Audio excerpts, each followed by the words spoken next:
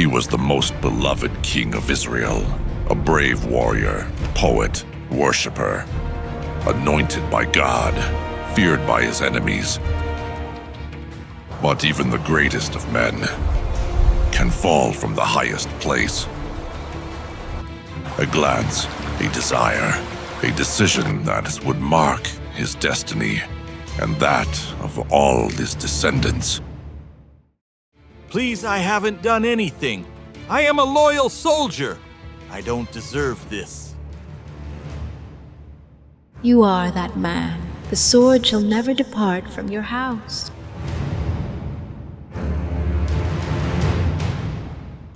His sin brought judgment, but also a new promise. For out of failure came redemption.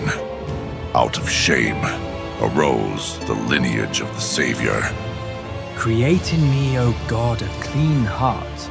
Before he was king, he was a shepherd. Before he wore a crown, he held a sling. Before his fall, he was God's chosen one.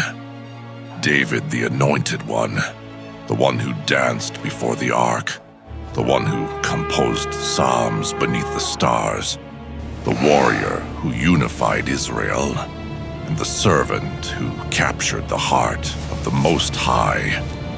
This is the story of the king who loved, who sinned, who lost. David and Bathsheba, the story that changed the king of Israel. In the spring, the time when kings went out to war, David sent Joab with the royal guard and the whole army of Israel to destroy the Ammonites and besiege the city of Rabbah. But David remained in Jerusalem. One afternoon, when David rose from his bed, he began to walk along the roof of the palace, and from there he saw a woman bathing. The woman was very beautiful, so David ordered someone to find out who she was, and they told him, This is about Bathsheba, who is the daughter of Eliam and the wife of Uriah the Hittite. Then David ordered that she be brought to him, and when Bathsheba arrived, he slept with her. Afterward, she returned home. Bathsheba had just purified herself from her menstruation, so she became pregnant and sent word to David. Then David sent this message to Joab. Send me Uriah the Hittite. And Joab did so. When Uriah came, David asked how Joab and the soldiers were, and how the war was going. Then he said, Go down to your house and wash your feet. As soon as he left the palace, Uriah received a gift from the king. But instead of going home, he lay down at the entrance of the palace, where the royal guard slept. David was told that Uriah had not gone home, so he asked, You've had a long trip. Why didn't you go home? Right now, the Ark, the men of Israel and Judah are living in temporary shelters, and my lord Joab and his officers are camping in the open field. Am I then to go into my house to eat, drink, and lie with my wife? As surely as you live, I will not do such a thing. Well, then stay here today, and tomorrow I will send you back. So Uriah stayed that day in Jerusalem. But the next day David invited him to a banquet and made him drunk. Even then, Uriah did not go home, but again slept where the royal guard stayed. The following morning, David wrote a letter to Joab and sent it with Uriah. The letter said, Put Uriah at the front of the battle, where the fighting is fiercest. Then leave him alone, so that he is struck down and killed. So, when Joab had besieged the city, he placed Uriah where he knew the strongest defenders were. The men of the city came out and fought Joab, and among David's officers who fell in battle, Uriah the Hittite also died. Then Joab sent David a full report of the battle. He instructed the messenger. When you have finished giving the king all the details of the battle, the king may become angry and ask you, "Why did you get so close to the city to fight? Didn't you know they would shoot from the wall? Who killed Abimelech's son of Jerubbesheth? Wasn't it a woman who dropped a millstone on him from the wall of Thebez so that he died? Why did you get so close to the wall?" If he asks you this, then say, "Your servant Uriah the Hittite is dead as well." The messenger set out. When he arrived, he told David everything Joab had instructed him. The enemy soldiers overpowered us, but when they came out to the open field, we drove them back to the entrance of the city gate. Then the archers shot arrows from the wall at your majesty's servants, and some of the king's men died. Your servant Uriah the Hittite also died. Tell Joab on my behalf not to be so upset about what has happened. Also tell him to resume the attack against the city until it is destroyed. When Bathsheba heard that her husband Uriah had died, she mourned for him. After the time of mourning was over, David brought her into his house, and she became his wife and bore him a son. But what David had done displeased the Lord. So the Lord sent Nathan to David. When Nathan came to him, he said, So the Lord sent Nathan to David. When Nathan came to him, he said, 2 men lived in a town. One was rich and the other poor. The rich man had very many sheep and cattle, but the poor man had nothing except one little ewe lamb he had bought. He raised it, and it grew up with him and his children. It ate from his plate, drank from his cup, and slept in his arms. To him it was like a daughter. But one day a traveler came to visit the rich man, and instead of taking one of his own sheep or cattle to prepare for his guest, he took the poor man's one lamb and prepared it for the traveler. David burned with anger against that man and said to Nathan, As surely as the Lord lives, the man who did this deserves to die. How could he do such a vile thing? He must pay back 4 times the value of the lamb. You are that man. The Lord says to you, I made you king. I rescued you from Saul. I gave you everything. And if all this had not been enough, I would have given you even more. But you despised my word. You killed Uriah to steal his wife. Therefore, violence will never leave your household. You despised me, and disaster will rise from your own family. Before your very eyes, I will take your wives and give them to another. What you did in secret, I will expose before all Israel in broad daylight. I have sinned against the Lord.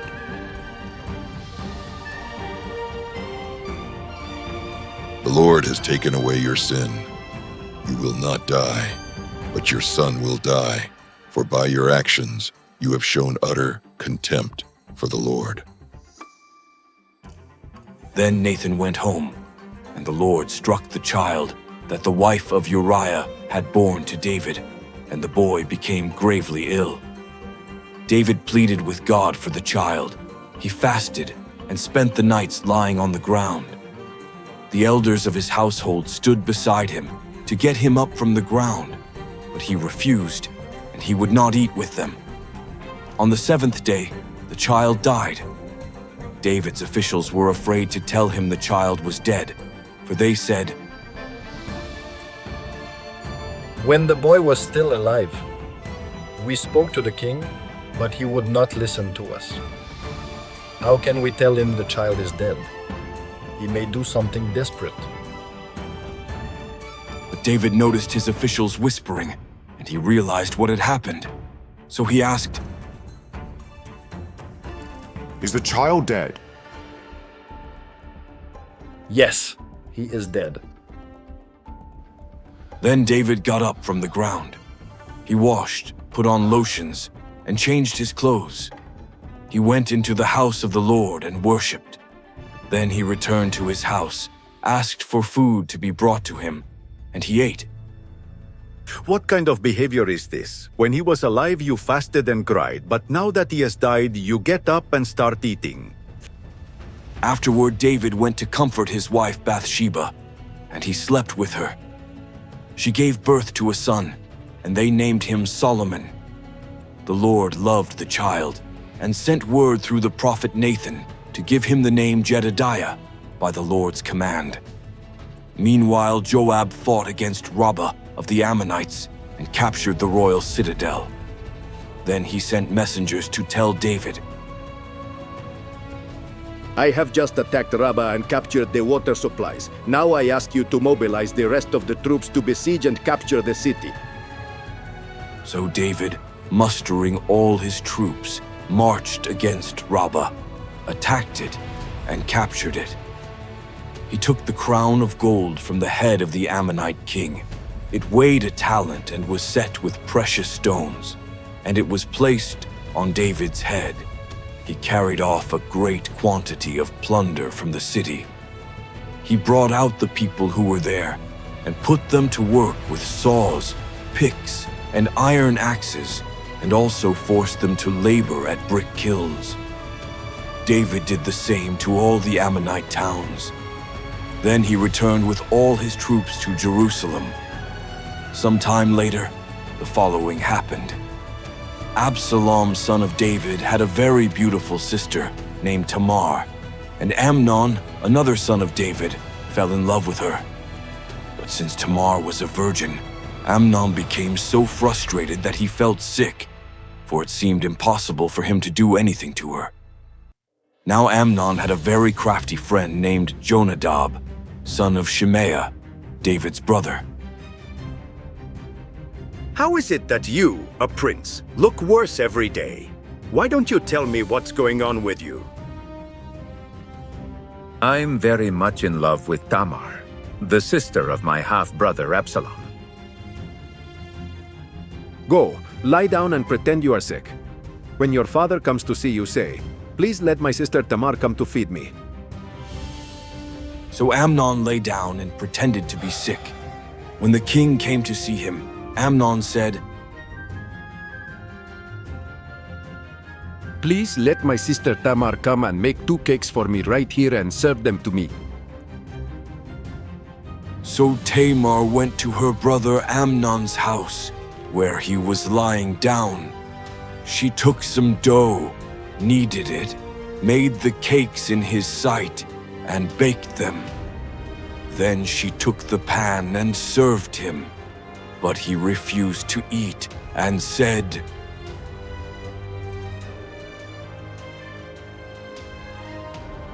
Everyone leave me? So everyone left him. Then Amnon said to Tamar, Bring the food into my bedroom, so I may eat it from your hand. Tamar took the cakes she had made and brought them to her brother Amnon in his bedroom. But when she brought them near for him to eat, he grabbed her and said, Come to bed with me, my sister. No, my brother. Don't force me. Such a thing should not be done in Israel. Don't do this wicked thing. Where could I carry my shame? And as for you, you would be regarded as a vile man in Israel. Please may I speak to the king. He will not withhold me from you. But Amnon refused to listen. Instead, using his strength, he lay with her and raped her. Then Amnon hated her with an intense hatred. In fact, he hated her even more than he had loved her before. Get up and get out! Do not throw me out of here! After what you have done to me, throwing me out would be an even more terrible cruelty! But he would not listen to her. He called his servant and gave the order. You're too much! Get this woman out of here and close the door! So his servant put her out and bolted the door behind her. Tamar was wearing an ornate robe, for that was the kind of garment the virgin daughters of the king wore. As she went out, she put ashes on her head, tore her robe, and with her hands on her head she went away, crying aloud as she went. Calm down. Keep calm and don't say anything for now. And Tamar lived, desolate, in her brother Absalom's house. When King David heard of all this, he was furious. As for Absalom, he never spoke a word to Amnon, neither good nor bad. He hated him because he had violated his sister Tamar. 2 years later, Absalom invited all the king's sons to a banquet at Baal-Hazor, near the border of Ephraim, where he was having his men shear sheep. He went to the king and said, "Of the queen, this servant of yours has shearers working.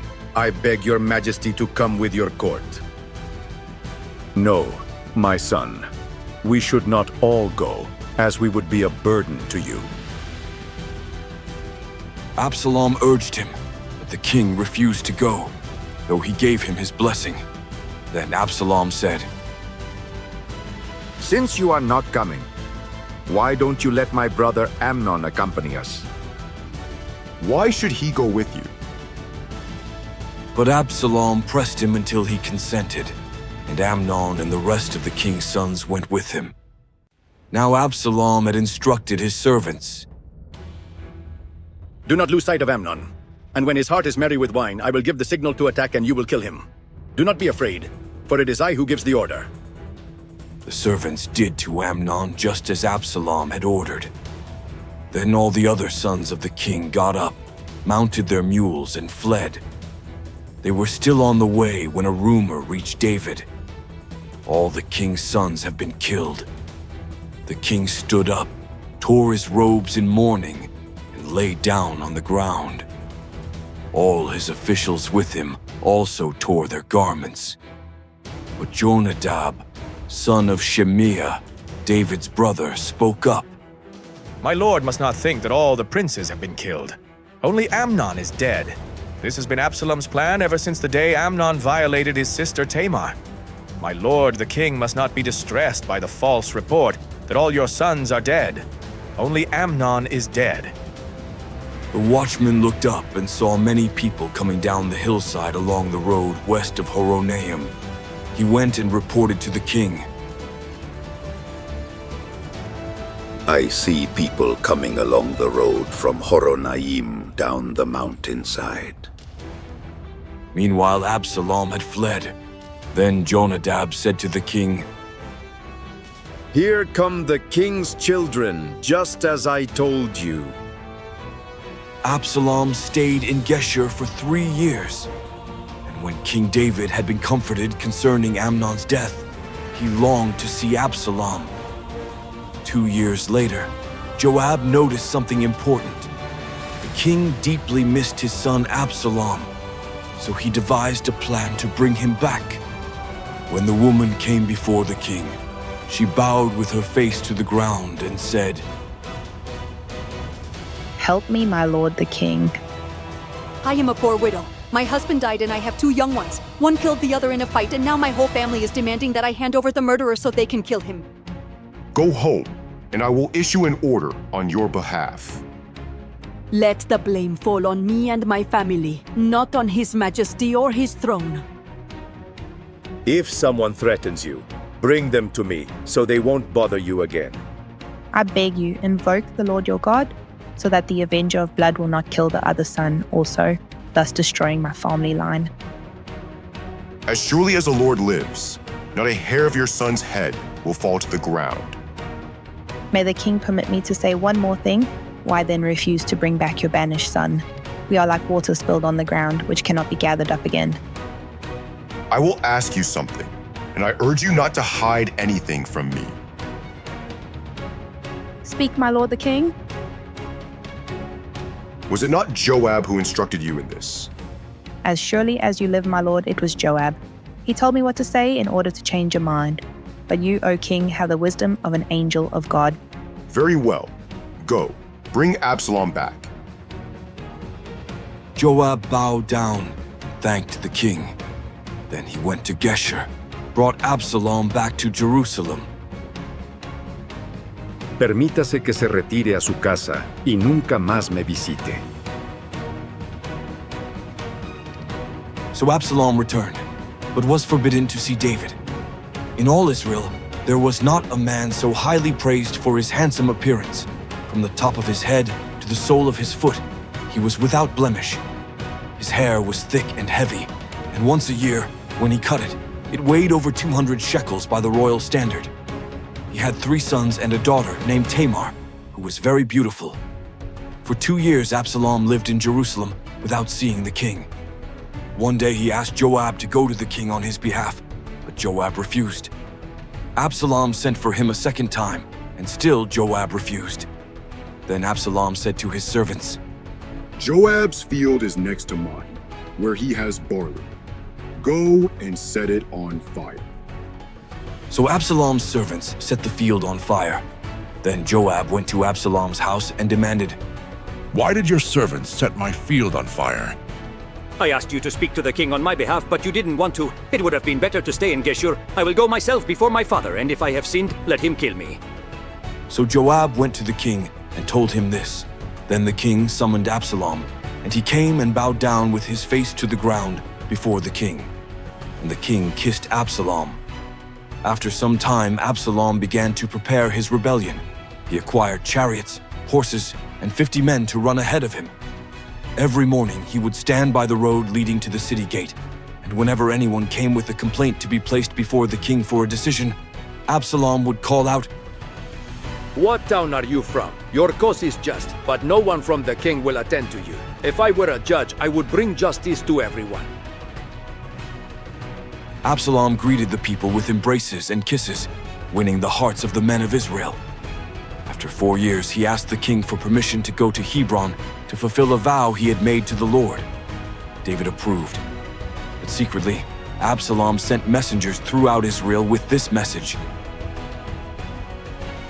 When you hear the horn say, Absalom reigns in Hebron. We have to flee now! If we don't escape, Absalom will destroy everything! Let's go! At your service, your majesty. David left the city with his household, leaving 10 concubines behind to take care of the palace. He stopped at the edge of the city, while all his soldiers marched past him, including 600 Gittites led by Ittai. You are a foreigner, a recent exile. Go back. I will not drag you into an uncertain fate. As surely as the Lord lives, wherever you are, there I will be, for life or death. Then come with us. The people wept aloud as David crossed the Kidron Valley on the road to the wilderness. Zadok, the Levites, and the Ark of the Covenant went with him. Abiathar was offering sacrifices, but David said, Return to the city with the ark. If the Lord grants me favor, I will see it again. If not, let him do with me as he wishes. Go back with your children and keep me informed. So Zadok and Abiathar took the ark back to Jerusalem. David climbed the Mount of Olives, weeping as he went. His head was covered, and his feet were bare. All the people with him wept as well. Then David was told that Ahithophel had joined Absalom. Lord, please turn Ahithophel's counsel into foolishness. Do not come with me. Go back to the city and present yourself to Absalom as his servant. That way you can frustrate the advice of Ahithophel. Hushai agreed. When he entered Jerusalem, Absalom was arriving in the city. As David moved a little beyond the summit, he met Ziba, the servant of Mephibosheth. Ziba had 2 donkeys loaded with 200 loaves of bread, 100 cakes of raisins, 100 cakes of figs, and a skin of wine. What is all this for? The donkeys are for his majesty's family, the bread and fruit for his soldiers, and the wine for those who faint in the desert. And where is your master's grandson? He stayed in Jerusalem. He believes that now Israel will return his grandfather's kingdom to him. So, everything that belonged to Mephibosheth is now yours. Sir, I humbly bow before you. May you always have the favor of my lord and king. When King David reached Bahurim, a man from the family of Saul, named Shimei, son of Gera, came out cursing and throwing stones at David and all his officials, though the king was surrounded by his royal guard. Get out of here, murderer, scoundrel! The Lord punishes you for having destroyed the house of Saul. That is why the king has not passed to your son Absalom. You have fallen for being a murderer. How dare this dead dog curse the king? Let me cut off his head. This is not your concern, son of Zeruiah. Perhaps the Lord has ordered him to curse me. Leave it. Perhaps the Lord will see my affliction and bless me for these curses. Shimei kept cursing, throwing stones, and showering dust as David and his men, weary and exhausted, reached their destination and rested there. Meanwhile, Absalom and his entire entourage, with Ahithophel alongside him, entered Jerusalem. Then Hushai, David's loyal friend, came out to meet Absalom. Long live the king! Long live the king! I am with the chosen one of the Lord of the people and of Israel. As I served the father, so I will now serve the son. Ahithophel, tell us what we should do. Lie with the concubines your father left. Then all of Israel will know that you have made yourself odious to David, and your followers will be strengthened in you. So they pitched a tent for Absalom on the roof, and in the sight of all Israel, he slept with his father's concubines. In those days, the advice of Ahithophel was regarded as if one inquired of the very word of God. Such was his counsel to both David and Absalom. Then Ahithophel proposed a plan to Absalom. Choose 12,000 soldiers and pursue David tonight. He is exhausted and scared, they will all flee. I will kill only the king and bring the rest back with you. Turner, do we accept Ahithophel's advice, or what do you think? It's not a good plan. David and his men are warriors. Now they must be furious like a bear, robbed of her cubs. Surely he is hiding, not among his people. Yes, Ahithophel proposed to attack tonight. I suggested something else. Quickly, tell David to cross the river tonight. Jonathan and Ahimaaz were staying at En Rogel. A servant girl used to carry them messages, but they were spotted and had to flee. They hid in a well at Bahurim, covered by a woman who spread grain over the opening. The soldiers searched but found nothing. After they left, Jonathan and Ahimaaz went and warned David. They are from Absalom. Cross the Jordan now! Ahithophel wanted to attack them. At Mahanaim, 3 loyal men came out to meet David: Shobi, Makir, and Barzillai. They brought beds, cooking pots, wheat, barley, honey, cheese, meat, and milk. We think your people are hungry, thirsty, and exhausted in the desert. And so, in the midst of conflict, David was strengthened by friendly hands. David organized his army into 3 divisions, under Joab, Abishai, and Ittai. The king wanted to go into battle, but his soldiers stopped him. You are worth 10,000 of us. Better to support us from the city. Very well. I will do what you think best. As the troops marched out, David gave them a clear order. For my sake, deal gently with the young Absalom. In the forest of Ephraim, a fierce battle broke out. 20,000 men fell that day. The very terrain seemed to devour more than the sword. Absalom, riding on a mule, was caught under the branches of a great oak. His head was caught fast, and he was left hanging between heaven and earth. Soldiers saw this and reported it to Joab. Did you see him and not kill him? I would have given you 10 cycles and a belt. Not even for 1,000 shekels would I touch it. We all heard the king's order. I will not waste time with you. Joab took 3 spears in his hand, approached Absalom, and thrust them into his heart.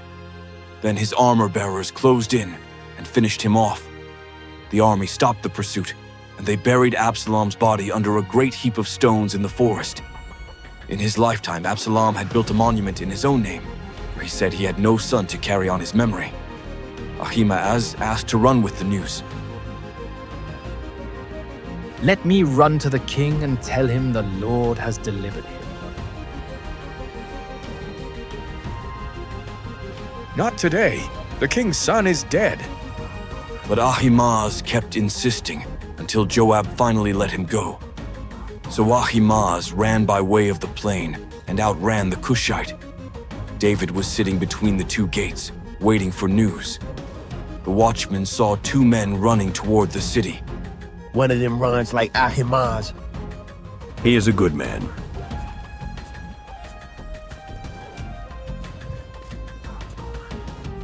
God has delivered your enemies into your hand. And Absalom. Is the young Absalom safe? I saw a commotion when I left. I do not know what happened. Stand aside and wait. Good news, my lord the king. Today the Lord has delivered you.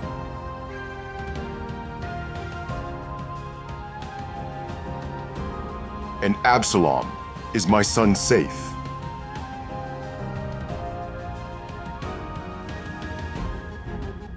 May all the king's enemies end up like that young man. David trembled. He went up to the room over the gate, weeping, and with a broken heart he cried out, Absalom, my son Absalom, if only I had died in your place. Absalom, my son. David's army returned from the forest of Ephraim with victory in their hands, but with broken hearts. There was no music, no celebration. Absalom, the king's son, was dead, the rebel, the traitor, but also the beloved son. David did not rejoice as a king. He wept as a father. His sorrow was not only for the loss of a son, but for the guilt that haunted him. His sin with Bathsheba had brought judgment upon his house, just as the prophet Nathan had warned. The sword will never depart from your family. And so it was. Death, violence, and betrayal rose up within his own household. God had forgiven him, yet the consequences remained. Sin deceives, seduces, and then demands a heavy price. The death of Absalom was the peak of a foretold tragedy, the mirror in which David saw his own darkness reflected. And yet, the story did not end there. From Bathsheba was born Solomon, the child loved by God, a sign that grace is greater than failure. The same Lord who judges also restores, and from the womb of the woman marked by sin came forth Israel's wisest king. This reminds us that God does not abandon those who repent. Though we face the consequences, his love does not depart. What the enemy meant for destruction, God can use to lift us up and glorify his name. Your worst mistake is not your end. If you have fallen, if you think all is lost, return to God. He can write a new story with you, just as he did with David. Where sin abounds, grace abounds even more. Rise up, for he is waiting for you. Thank you for staying with us until the end. If this story touched your heart, don't leave without leaving a comment. We want to hear from you. In which part of David's life did you see yourself reflected? What teaching struck you the most? Remember, this channel exists to bring light through the scriptures. If you want more stories like this, subscribe and activate the bell, not just to watch videos, but to be part of something greater. And if you know someone who needs to hear this message, share it. Perhaps today, with just one click, you could change a life forever. See you in the next video. May God bless you greatly. Amen.